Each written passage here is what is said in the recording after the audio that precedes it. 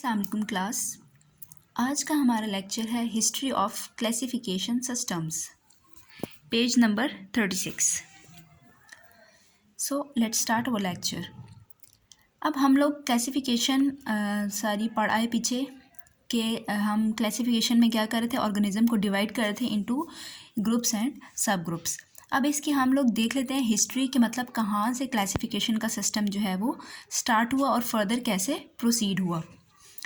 The earliest known system of classification of organisms comes from the Greek philosopher Aristotle. जो सबसे पहला classification का system organisms का कहाँ से अराइज हुआ, ग्रीक फिलोसोफर था एक हमारे पास जिसको हम कहते हैं, उसका नाम है, इसको अरिस्टोटल कहते हैं और उर्दू में हम अरस्तु भी कहते हैं उसको।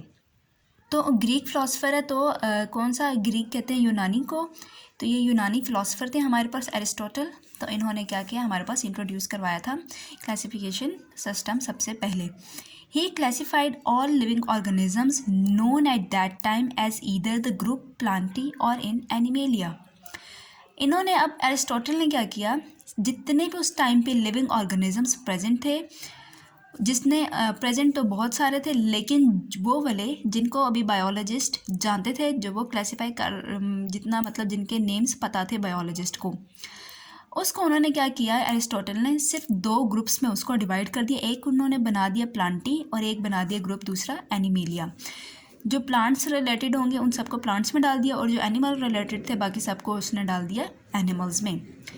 अब उसके बाद इन 700 S Abu Usman Umar al-Jahiz described the characteristics of 350 species animals in his book.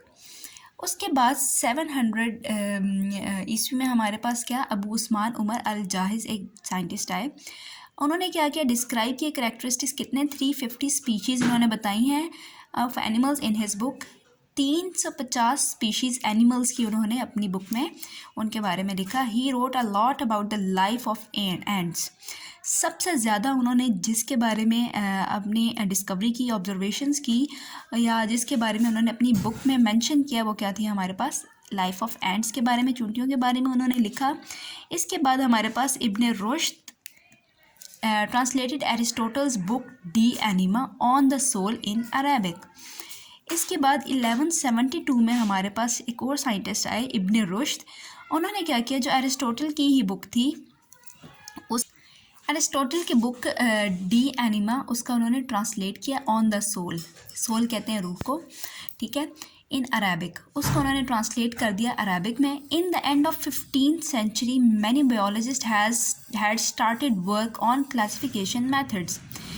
अब जब 15th सेंचुरी का एंड आया तो बहुत सारे बायोलॉजिस्ट ने क्या किया, वर्क स्टार्ट कर दिया किस पे, क्लासिफिकेशन मेथड्स पे। फॉर एग्जांपल अब यहाँ पे हम कुछ साइंटिस्ट के नाम देख लेते हैं और उनकी वर्किंग देख लेते हैं कि उन्होंने क्या क्या किया 15th सेंचुरी के बाद।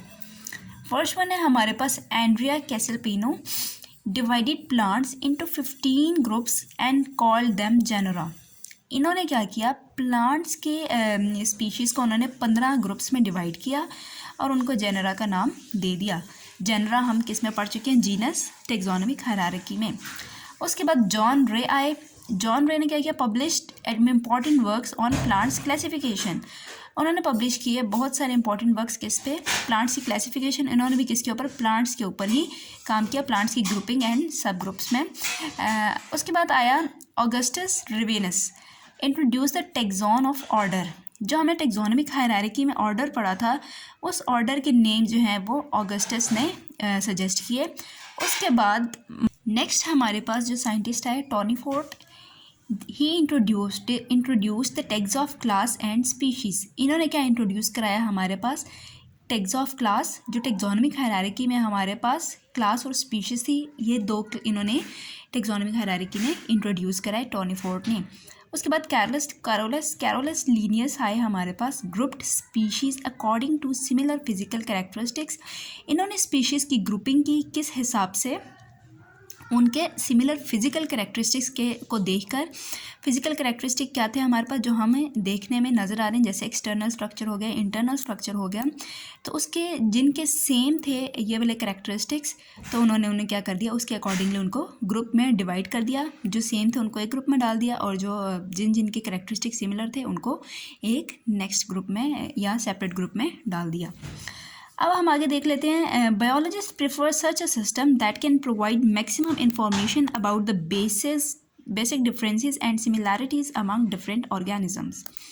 अब बायोलॉजिस्ट क्या प्रेफर करते हैं, हमारे पास कोई ऐसा सिस्टम जिसमें हमारे पास ज़्यादा से ज़्यादा इन्फॉर्मेशन मिल सके, किसके बारे में, बेसिक जो डिफरेंसेस हैं, जो मुख्तलिफ चीज़ें हैं या बातें हों या characteristics and similarities among different organism, या तो हमें जिसमें क्लियर पता हो कि ये ऑर्गेनिज़म कैसे एक दूसरे से डिफ़र कर रहे हैं और क्या क्या इनके अंदर सिमिलैरिटीज़ या सेम बातें प्रेजेंट हैं। According to the earliest classification system, organisms were classified into 2 kingdoms, but now taxonomists agree on 5 kingdom classification system. जब क्लासिफिकेशन सिस्टम स्टार्ट हुआ तो उस टाइम पे जो ऑर्गेनिज़म थे उनको सिर्फ 2 किंगडम्स में डिवाइड किया हुआ था। जैसे हमने भी पहले भी पढ़ा, किंगडम एनिमेलिया और प्लांटी सिर्फ 2 में एरिस्टोटल ने डिवाइड किया था जितने भी ऑर्गेनिजम्स थे। लेकिन जैसे जैसे टाइम आगे गुजरता गया, क्लासिफिकेशन सिस्टम भी हमारे पास क्या होता गया, मज़ीद फ्लरिश जब होता गया, तो उसके बाद हमारे पास टेक्सोनोमिस्ट ने क्या किया, 5 किंगडम क्लासिफिकेशन सिस्टम पे उन्होंने एग्री किया। उन्होंने कहा कि 2 किंगडम क्लासिफिकेशन सिस्टम इनफ नहीं है। We will see the basis of these classification systems and the drawbacks in the 2 kingdom and 3 kingdom classification system. अभी जो आगे नेक्स्ट हम टॉपिक पढ़ेंगे 2 kingdom classification system, 3 kingdom and 5 kingdom, इसमें हम इनके ड्रॉबैक्स भी देखेंगे और देखेंगे कि कौन सा सिस्टम जो है वो ज़्यादा बेटर था और किसकी क्या क्या हमारे पास कैरेक्टरिस्टिक्स थी। Thank you so much.